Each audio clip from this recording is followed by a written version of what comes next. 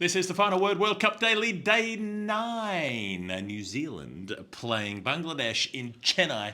Jeff Lemon and Bharat Sundaresan with you from Lucknow, where we will be watching Australia play Sri Lanka in a couple of days' time. Bharat, I'm going to start this one off with a summary of the game in 30 seconds. It was New Zealand's pace bowling that did the damage early. 4 wickets knocked over Bangladesh's top order.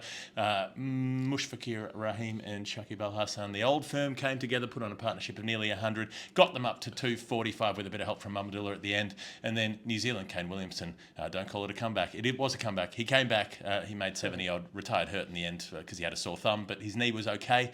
And basically, after some tough early stuff, they did it pretty comfortably. Yeah, a couple of wickets fell, and then Darryl Mitchell bashed him home at the end with 89 not out.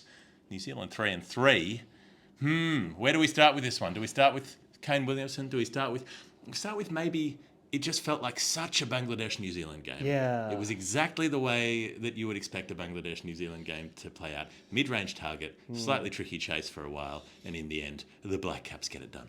Yeah, it's always a scrap, isn't it? New Zealand and Bangladesh, especially when they play it in Bangladesh. It's different when they play it in New Zealand. But this, in the subcontinent, Bangladesh always make New Zealand struggle and strive for that win. But even before all that, one question for you, Jeff: are New Zealand the old South Africa? You know, where they used to dominate the league stages. Or is South Africa the old South Africa who are dominating the league stages? Because at the moment, this New Zealand team reminds me a lot of South Africa from 1996. They get a big win early on against England, which New Zealand did back then, and also have a big win against a smaller team, and now they get this scratchy win out of the way as well. And they look flawless at the moment from top to bottom. We spoke about the fast bowlers on a Chepauk pitch, which was different to the one that was used for the India-Australia game. The fast bowlers came into play a lot earlier, and that's the thing with wickets in the south or even in the west. You go to Bombay, the red soil, it can bounce, it can spin. Chennai, the same thing. It can bounce, it can spin. Today we got the bouncy pitch, obviously because New Zealand have better fast bowlers and everybody wanted to see them in action. That's the only reason. And Lockie Ferguson was playing as well. No, but you saw a lot of wickets fall to the short ball, and that's the thing, right? The spinners are doing well and the batters are doing well, and now they have Kane Williamson back as well. Well, in a way, I felt like Bangladesh did well to make it a contest after being 4 down with 56 on the board. So Lytton Das, first ball of the match, out, flicks Trent Bolt off his pads to fine leg, gets caught, and then it's Lockie Ferguson who missed the first game but has wheels when he's fit. He picks up a couple of wickets. Tanzit Hassan and Mahedi both flicking in the air. They're both caught, and then there's a leading edge. Off the bowling of Glenn Phillips, who gets rid of Shanto, and so they're 4 down. And it's. I mean, sometimes Mushy and Shakib must feel like, come on, Well, maybe Tamim Iqbal would have been handy at the top of the order. Who knows? Just a crazy thought, just floating that one out there. But they had to do the job again, and they looked really good for quite a while. And Shakib was a bit more. He started playing a couple of shots after he hurt his leg. Mushfiqur was going along at a higher strike rate initially, and then Shakib has a little quad strain as he's coming through for a single. He starts teeing off, relatively speaking, to how he'd been going beforehand. He whacks a big 6 off Rachin Ravindra over mid-wicket, and he hooks one off the faster bowlers, off Ferguson, which is it's a weird it's not even really a hook shot. He just places the bat there and the top edge flies over, and then he plays a more full-blooded one and gets the big edge up in the air, and Tom Latham runs around.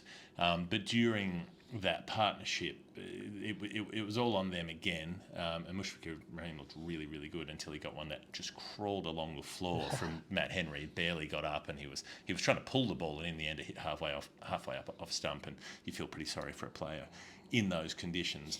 But those two doing what they do, what really stood out to me was New Zealand's fielding through that partnership, because the partnership was building, and it was worth 96 in the end, but it could have been worth 120 if New Zealand hadn't been as hot as they were in the field.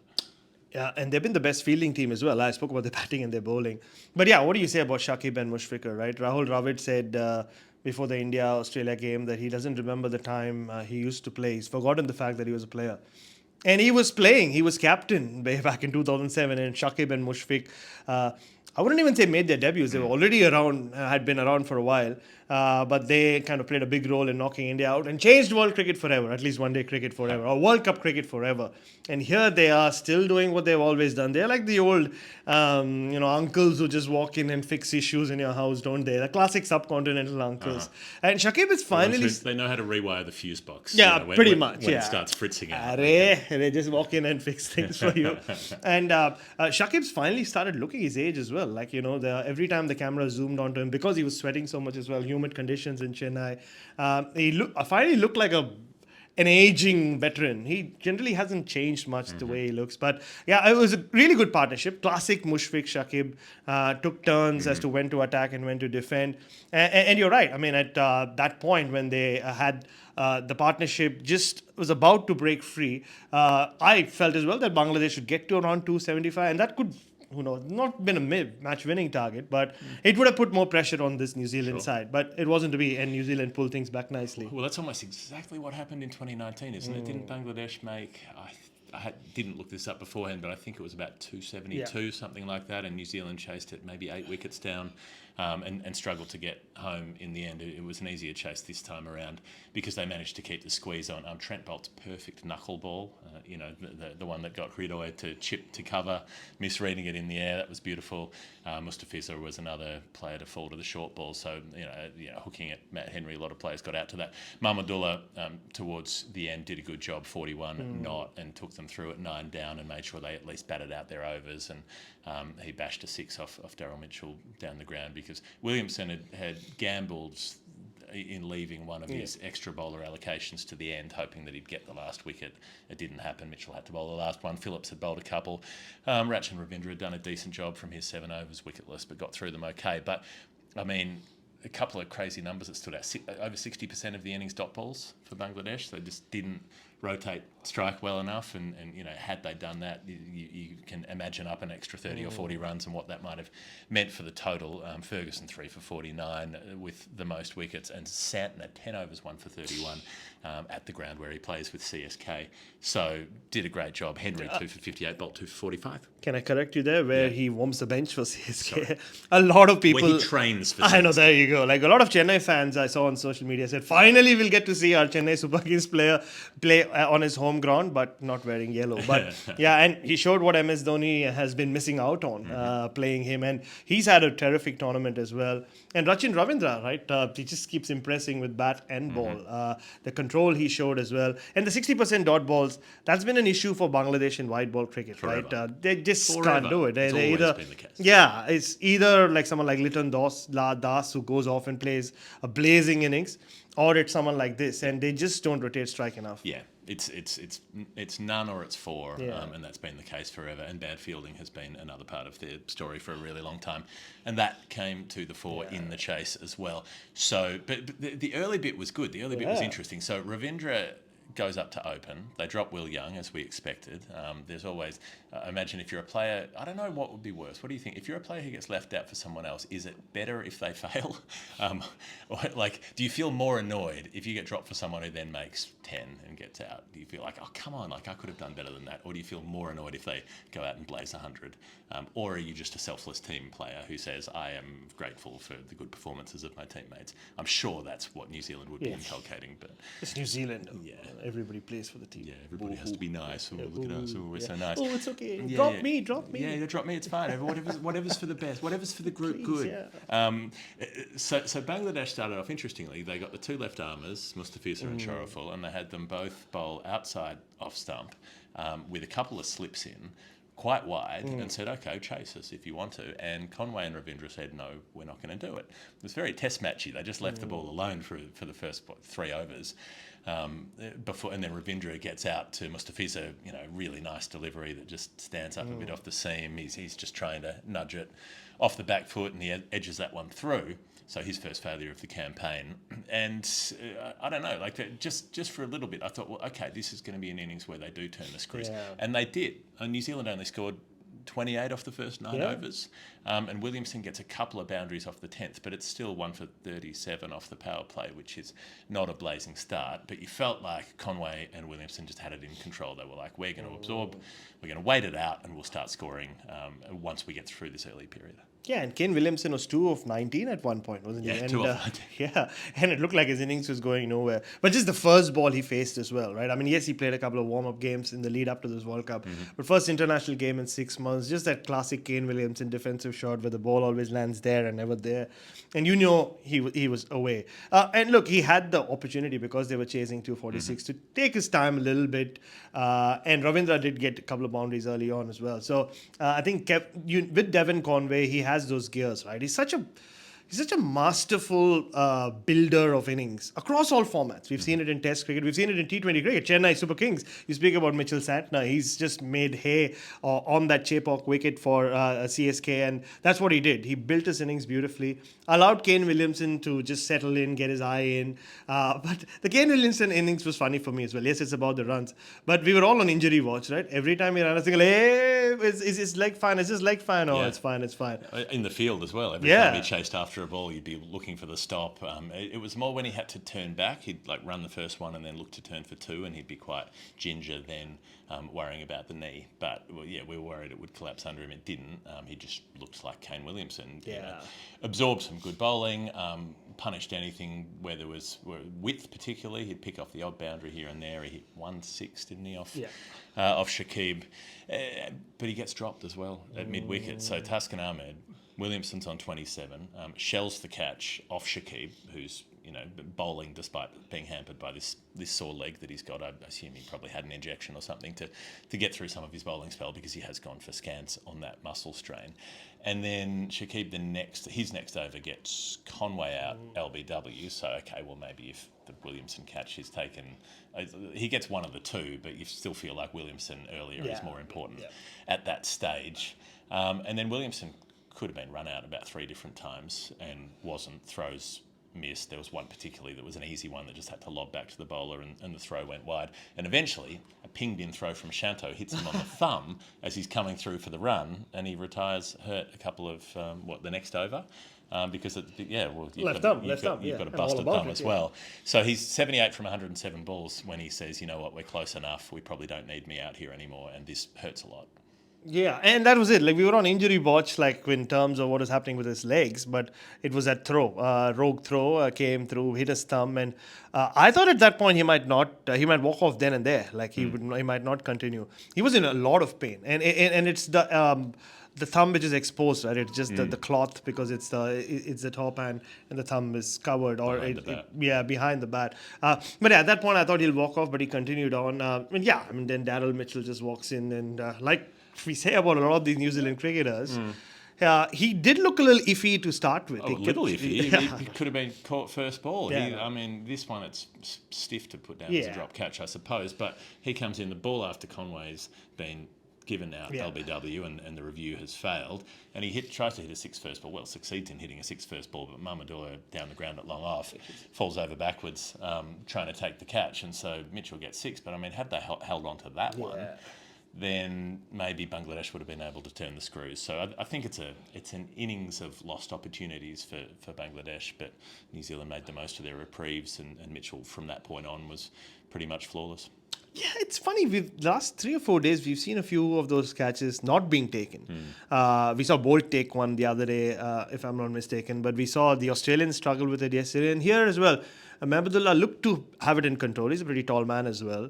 He takes the catch, but I think he off balances and he hits his head pretty badly on the ground. I thought he might get concussed after that.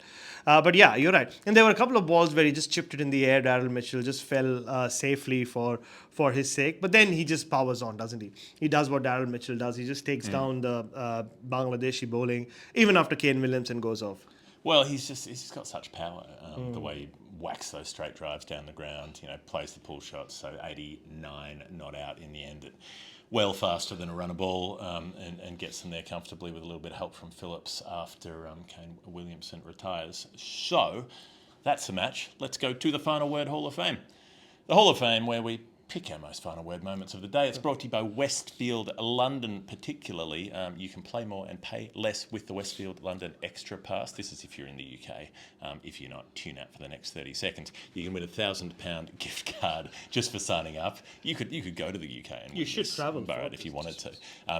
This is the program, right? You collect virtual stickers when you spend £25 or more at one of the retailers that's participating, and then you get increasing discounts every time you get a sticker, and you get another entry to the grand prize draw. So, the more runs you hit at sixes or the more cats you pat.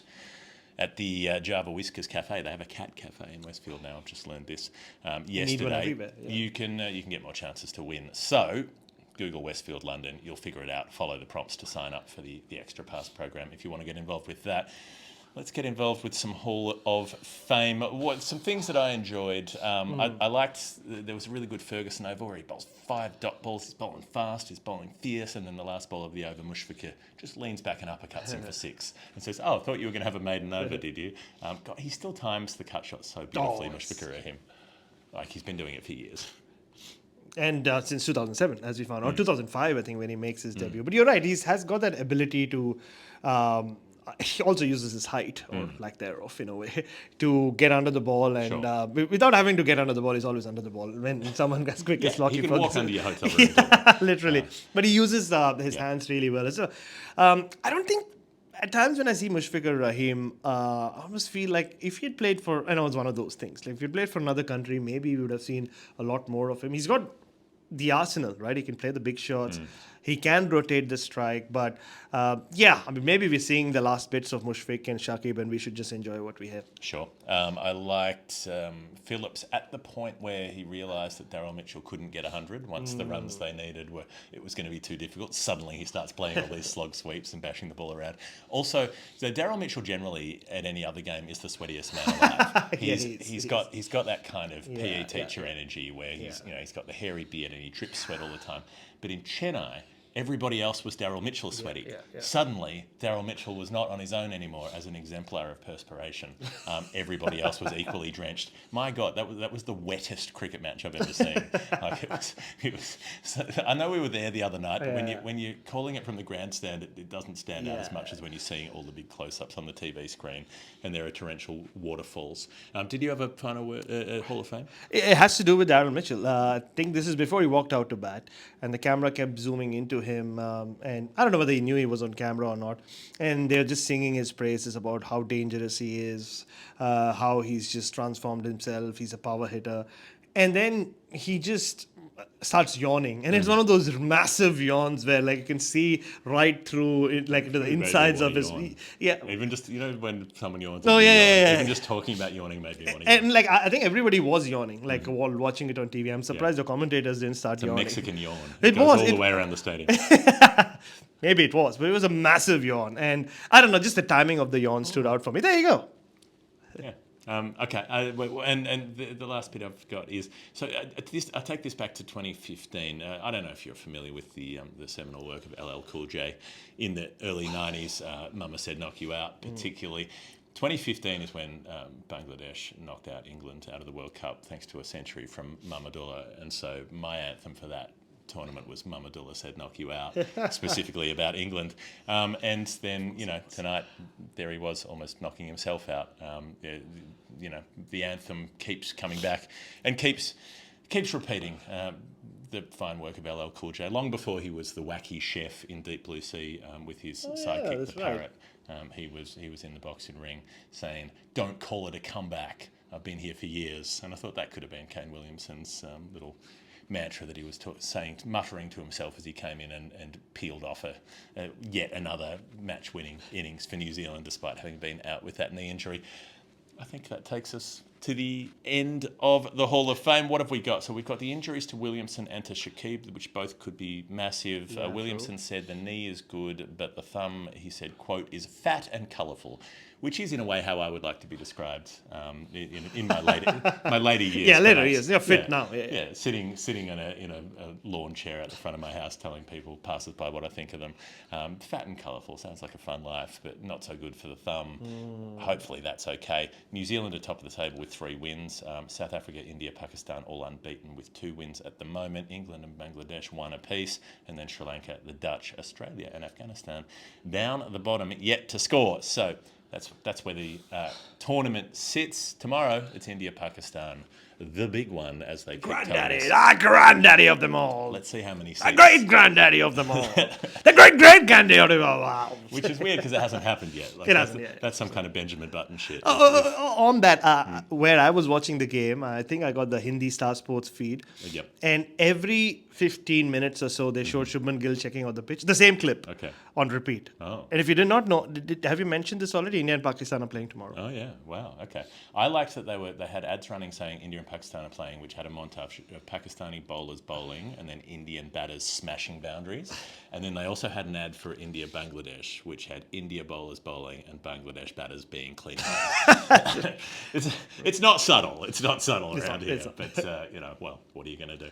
Right, this has been the final word. World Cup Daily, Day 9. We'll be back with Day 10. Bharat Sundaresan and Jeff Lemon signing off from Lucknow. We'll see you luck later.